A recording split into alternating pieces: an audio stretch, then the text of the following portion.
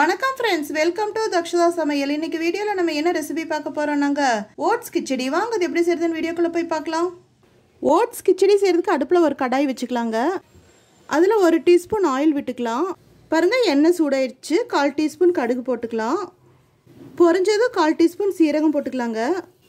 பாருங்க சீரகமும் பொரிஞ்சிருச்சு. இப்போ ஒரு பெரிய வெங்காயம் ஸ்லைஸா கட் பண்ணிருக்கேங்க, அது உள்ள போட்டுக்கலாம். பாருங்க 2 பச்சை மிளகாய் எடுத்துக்கலாம். பீன்ஸ்க்கும் பச்சை மிளகாய்க்கும் வித்தியாசம் தெரியாதுங்கிறதுனால நான் இப்படி நீளமாக கட் பண்ணியிருக்கேங்க, உள்ளே போட்டுக்கலாம். நல்லா வதக்கிக்கலாங்க. பாருங்க நல்லா வதக்கிட்டோம். ஒரு சின்ன சைஸ் தக்காளி பொடியை கட் பண்ணியிருக்கேங்க, அது உள்ளே போட்டுக்கலாம்.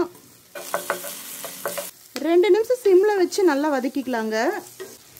நல்லா தக்காளி கூழ் பதத்துக்கு மசியணுங்க, அது வரைக்கும் நம்ம வதக்கணும். பாருங்க நம்ம போட்ட தக்காளி ஆல்மோஸ்ட் வதங்கிருச்சு. இப்போ 1/4 டீஸ்பூன் மஞ்சள் பவுடர் உள்ள போட்டுக்கலாங்க. இப்போ நம்ம அதில் ஒரு சின்ன சைஸ் கேரட் பொடியாக கட் பண்ணியிருக்கேங்க, அது உள்ள போட்டுக்கலாம். 1/4 கப் பீன்ஸ், கொஞ்சமாக ஒரு கைப்பிடி காலிஃப்ளவர், பச்சை பட்டாணி 2 உள்ள போட்டுக்கலாங்க. நல்லா வதக்கிக்கலாங்க. பாருங்க காய்கறியெல்லாம் 2 நிமிஷம் நல்லா வதக்கிட்டோம். இப்போ 1/2 லிட்டர் தண்ணி இதில் விட்டுக்கலாங்க. அடுப்பு ஹை ஃப்ளேமுக்கு மாற்றிக்கலாங்க. பாருங்க நம்ம போட்ட காய்கறி கலவையெல்லாம் நல்லா கொதிச்சு வந்துட்டுருக்கு. இப்போ நம்ம 1 டீஸ்பூன் உப்பு உள்ளே போட்டுக்கலாங்க. நல்லா கலந்து விட்டுறலாம். பாருங்க இது 200 கிராம் அளவு காட்டுற கப்பு. இந்த கப்பில் 1 கப் ஓட்ஸ் எடுத்துருக்கங்க, அது உள்ளே போட்டுடலாம். நல்லா கலந்து விட்டுக்கலாங்க. அடுப்பு மீடியம் ஃப்ளேமுக்கு மாற்றிக்கலாங்க. இந்த ஓட்ஸ் இந்த வெஜிடபிள்ஸ் எல்லாமே நம்ம விட்டு இந்த 1/2 லிட்டர் தண்ணியில் நல்லா பாயில் ஆயிருங்க. பாருங்க சத்தான ஓட்ஸ் கிச்சடி நம்ம எவ்வளோ சீக்கிரத்தில் ரெடி பண்ணிட்டு இருக்கோம்.